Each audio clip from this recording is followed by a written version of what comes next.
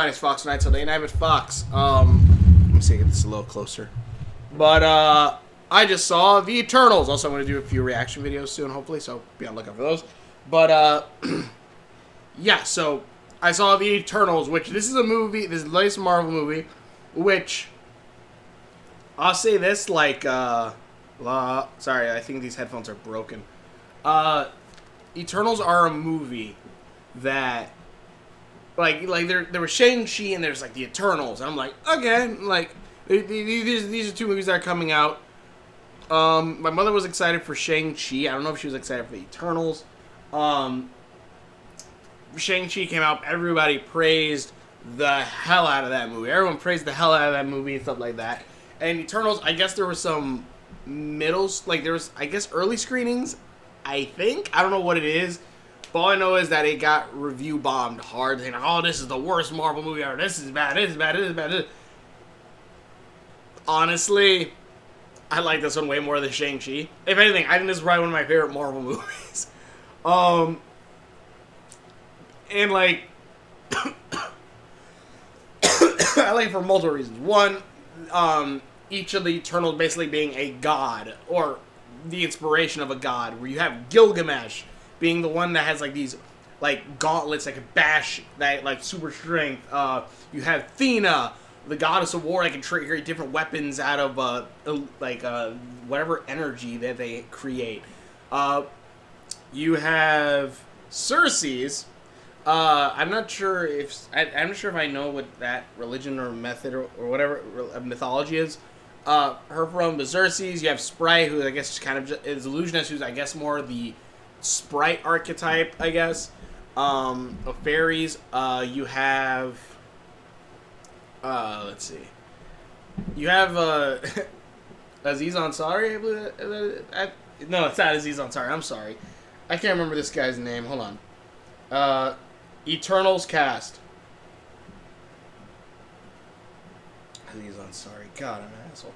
Kumal Nanaji. Gian, I'm sorry. Brian Terry Hephaestus. Or Hephaestus. Makari. Basically, you got a few characters in there from different backgrounds and all that stuff. And I'm like, alright, that's cool. That's cool, like, having different characters with different representation and being inspiration of, like, their gods in, like, those different religions or mythologies and stuff like that. I'm like, that's kind of freaking cool. I like that. You have Icarus, which I'm not gonna lie, I really like. Icarus, which is freaking badass. Which was badass because he is Marvel's Superman. Like, obviously, there's Hyperion, who is literally Marvel's Superman, but this guy is Superman. And spoilers for the movie, so go check it out. I loved this movie a ton. I love this movie a ton. I love how at one point a kid literally recognizes him after he fights one of these bad guys or these demons or these cool monsters. They're practically in Disney standards, they're the bugs, the synth bugs. I can't remember what they're called from Wreck-It Ralph, where whatever they kill and or eat, they then kind of adapt that into themselves. Where you see where, like, there at one point you see some that are like in Alaska. And so, like, they ate wolves, and, like, you see most of them look like wolves, except for the leader, which looks like he must have eaten a bear, so he has more of a bear look to him. You have ones that, like, absorb, just different creatures, and they become, like, the apex creature of that and stuff. It's really freaking cool. The Deviants are kind of badass, and basically, like, the Eternals are sent to protect humanity and help them grow, but they can't go into any wars or, like, defend them against themselves. It has to be only against the Deviants, against these monsters. And, like, they even, like, help them, give them, like, help them build tools, help them do this, that, and, like, I liked it. I liked it a lot. I think the one place they did not go was Egypt. Like, they went everywhere around this world except Egypt. And basically, like, their whole mission is to protect humanity. Years pass, their family's broken up for whatever reason, and, like, as this movie progresses, we see kind of why that happens as they go throughout the years. Like, Ikaris and Cersei fall in love, but at some point they don't. They broke up.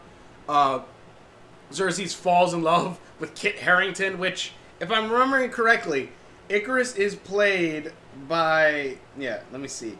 Isn't Ikaris... Yeah, okay, yeah. Ikaris is played by Jon Snow's older brother. It's played by Jon Snow's older brother, at least in Game of Thrones. If I remember correctly, he's the first king of the North, technically, and then you have Jon Snow here, which is really funny because then they're both fighting over not really fighting, but like Cersei, who's in love with both of them. His name's Xerxes, and so you have the Starks fighting over a woman named Xerxes.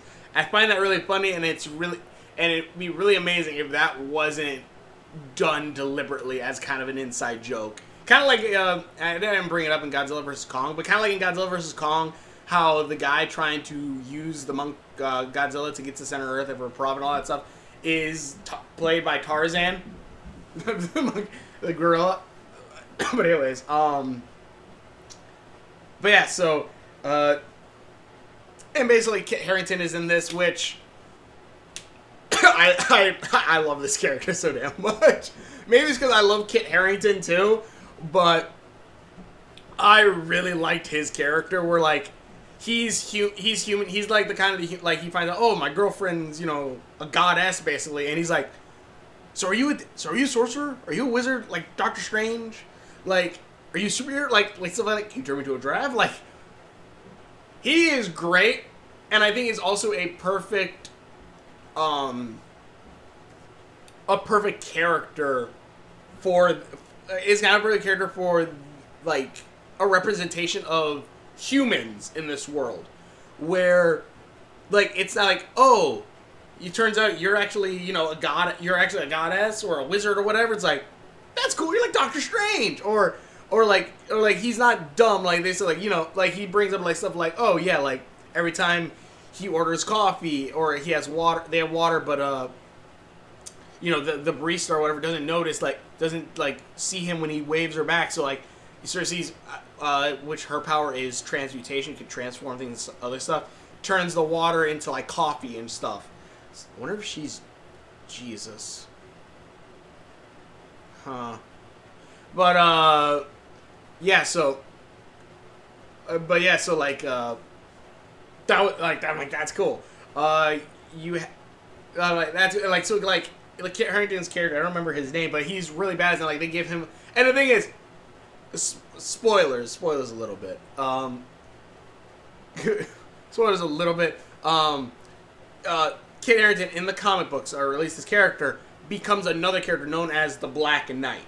I believe it's the Black Knight or the Dark Knight, one or the other. Who has a cool badass sword that's like a family sword, heirloom, and stuff like that. And Kit Harington literally says in the freaking at some interview, he's like, "Well, just because I play the character who would in the comics become the Black Knight doesn't mean I'll become the Black Knight." But for the end credit scene, which I need to get to that point, but like it's heavily implied he's gonna become the Black Knight. I'll just say that. Which also really fun. My viewing of this movie, we sat through all the credits and everything. It's like the music part where it's like if you see credits, the music is always when they show the music, like, oh, this music that played in the movie. That's near the end. That's like the end of the credits. And there was there's the after credit scene, the last one, and we were right there. The end goes there, and the fire alarm goes off, and everyone had to leave the building. We have no idea what happened. We don't know why. We know that someone on the radio, they were talking, and when we overheard that, they said, there's still strange noises going on. I asked the lady, one of the workers, like, so is there a fire or something? Like, did someone burn something cooking? And she's like, no, I was cooking, and this happened. I'm like, I have no idea what the hell is going on here. But, yeah, like, that happens, and I'm like, we were all like, what the hell, really? Like, that perfect timing that cuts off. But luckily, we were able to go back in. We were able to see the final end credit scene. Go see it. It heavily implies, that he's gonna become the Black Knight like 3 times, or the Dark Knight. I can't remember what it is. And 3 times. One when she gets, he gets a gift from Xerxes for his birthday, which is a ring which has his family crest on it, which from the Middle Ages. Another time where Athena is kind of messing around with some old ancient artifacts, just messing around with a sword. Is like, and one character goes, "Is that the Ebony Blade?" Which is the Dark Knight's blade or Black Knight's blade. I can't remember if it's Black Knight or Dark Knight. I think it's the Black Knight. And she goes, "No, this is Excalibur." And I'm like, okay. I'm like, all right, cool. I thought she said that was the Ebony Blade, but no, it's Excalibur. Oh, okay. And then the last thing was what was it? Oh, and then the last thing is the end credit scene where it's very much hinted at, heavily shown that, yeah, he's going to become the Black Knight. So Kit Harington needs to be stopped putting in positions where he has to lie about shit. It's the whole Game of Thrones things where like, oh yeah, no, I'm dead. I'm completely dead. I'm not coming back. And then later, like a month later, after that scene happens, he's like, I'm sorry for lying. I was under NDA. I'm like, all right. But, yeah, Kit Harington's badass. I liked him a lot in this movie, and every time Xerxes and Icarus kind of got together, you kind of saw that love spark there. I'm like, no, go away, Icarus. Go away. Go away. Let Kit Harington have his... Let the Black Knight have his thing. Let the Black Knight... I love these two so damn much, and I love this dude so damn much. Don't let him, like, get, like, thrown out or some shit. And he doesn't. Yeah, anyway, I was happy about that. I love this entire thing. Their powers were cool. The family dynamic of them together was good. Like, it did worry me a bit when it opened with, like, in the beginning, Eternals were sent from Olympia to come here and to fight the Deviants. Like, it was like a Star Wars roll credit thing, which I'm like, okay. I'm like, that's kind of worrisome. I'm like, also Star Wars does it, so whatever. But I'm like, why did you need that? Especially because later on you do get the characters pretty much do say, like, oh yeah, we come from Olympus or Olympia or whatever, and, we come here, and, we're here to fight the Deviants and all this shit. And I'm like, I don't know why you needed to, like, put that there. It was like scroll, and I'm like, alright, whatever. But yeah, it was still fun. But then, like, it kept going, and I'm like, alright, I'm liking this a lot. The fight scenes are pretty badass. This is... And maybe this is the reason why people don't like the movie that much.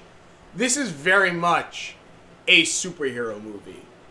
And what I mean by that, it's not really a jab at the other movies or anything like that. But, and also, if anything, this movie has a lot of things that I love that I wanted from something like that this has a lot of things that I like about superhero movies that I felt Shang-Chi was lacking too. And I'll bring that part up in a minute, but, like, first off, the suits. Their suits, each of them, like, they're color-coded or whatever, but each of them are almost iconic with them. I'm like, okay, that looks badass. Like, this, Icarus is all in blue and has, like, the symbols on it. Athena's white. I can't remember what the hell his name. Phagon is, like, black with, like, red lines in it. Like, all each of them have their own colors to it. And I like that. Their powers are each, like, unique, where Icarus, at one point, is shooting laser out of his eyes, can fly around, super strong, and I'm like, this dude's freaking Superman! And at one point, a kid literally next to him is like, oh, you're Superman! And he's like, you were flying around with a cape and all this stuff, and he's like, I don't have a cape. And I'm like, okay, that's kind of badass. I'm like, and I was all like, how Superman is in this world. I'm like, okay, that's cool. I like that. But yeah, he's pretty much damn Superman. And again, like, the reason why I say it's very much a superhero movie, is, like, Superman, you don't need a super detailed suit. You don't need tactical armor. You don't need, like, the stuff that Batman has or something super, like, printed on. Like, you need bright colors and, like, it could be spandex, basically. And it's fine because it's Superman. He doesn't need that stuff. He's not Batman. Batman needs, like, in live action, I think Batman does need armor. Batman does need padding. He does need, like, all the gadgets. Like, Superman doesn't need that.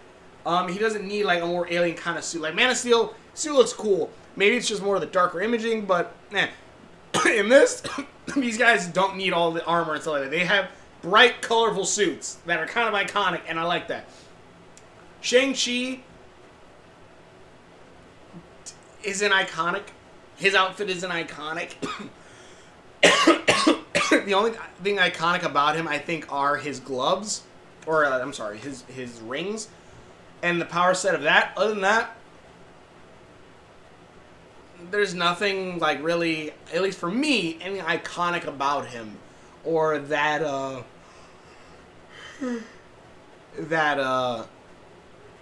like his design wise, it's like, oh, he has a red shirt with black pants.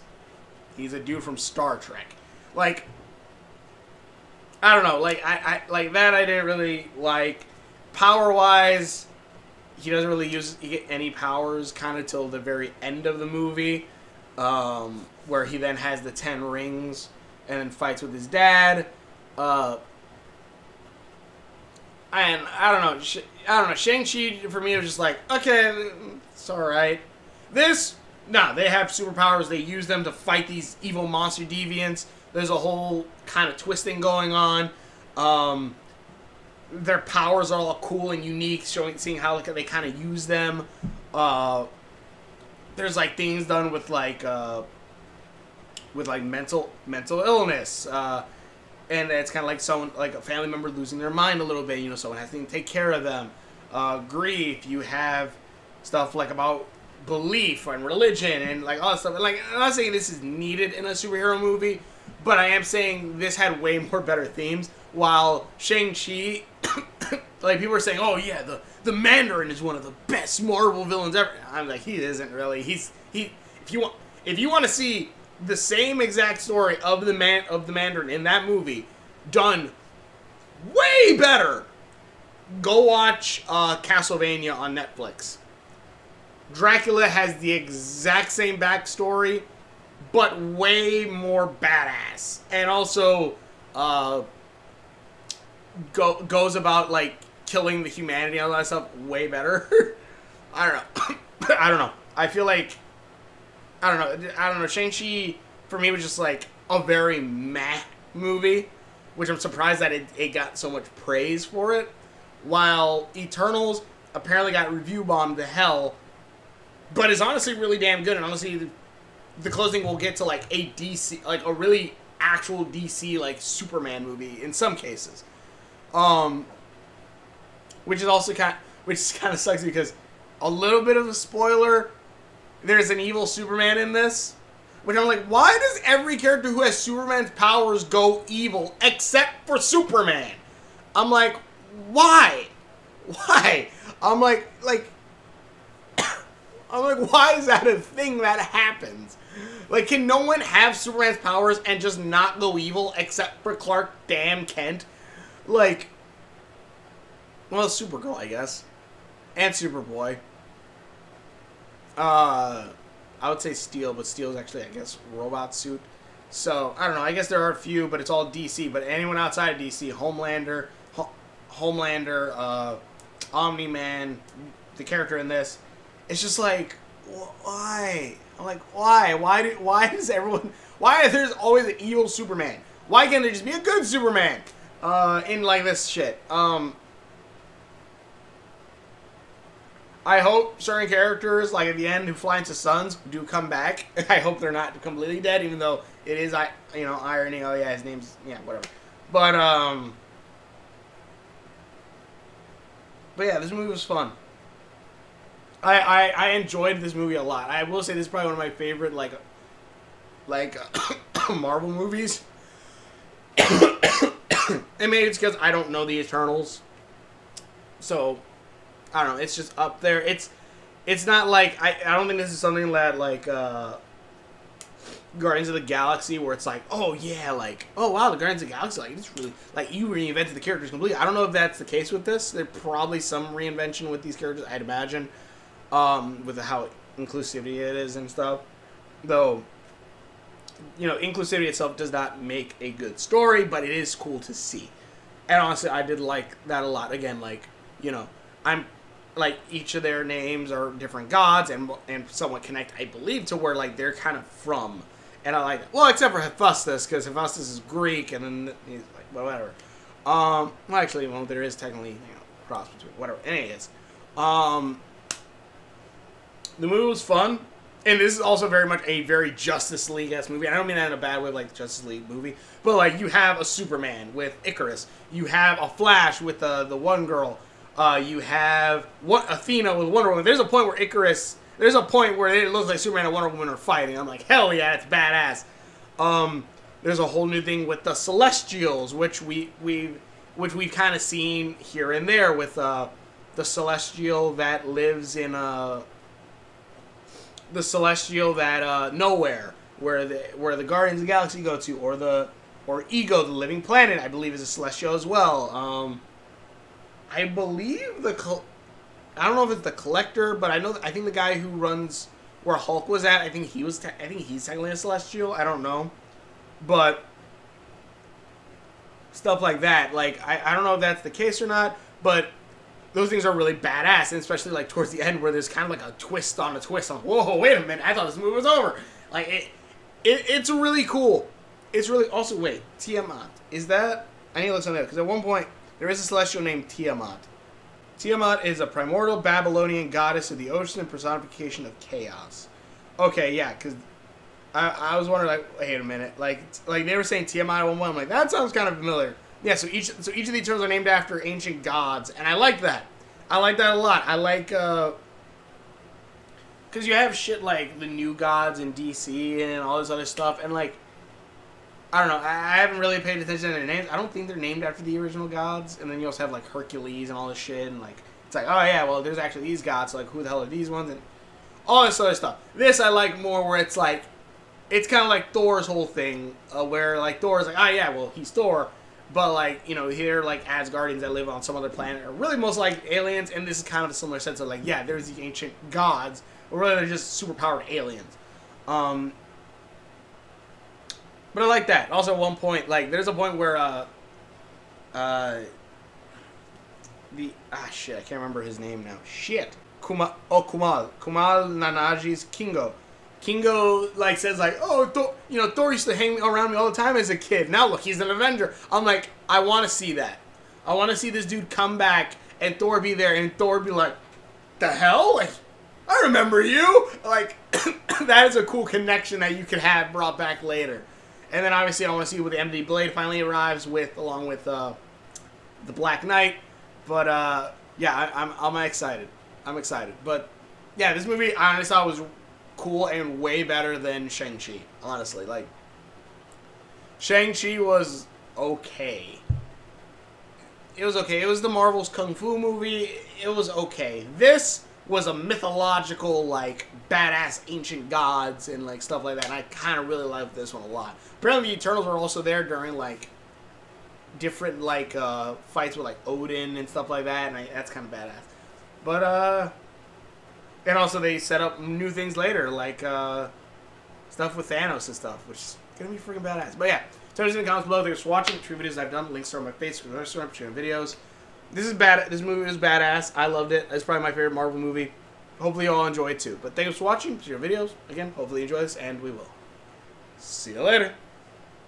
Also, like how their powers like all like gold, and like so like it connects to like where they're getting their powers from and all this stuff, and it is honestly just freaking awesome. And Kit Harington is a badass, and I want to see him dressed up as the Dark Knight. Come on, make that suit. That suit's gonna look badass when he starts wielding the sword. Hell yeah, I want to replicate that sword.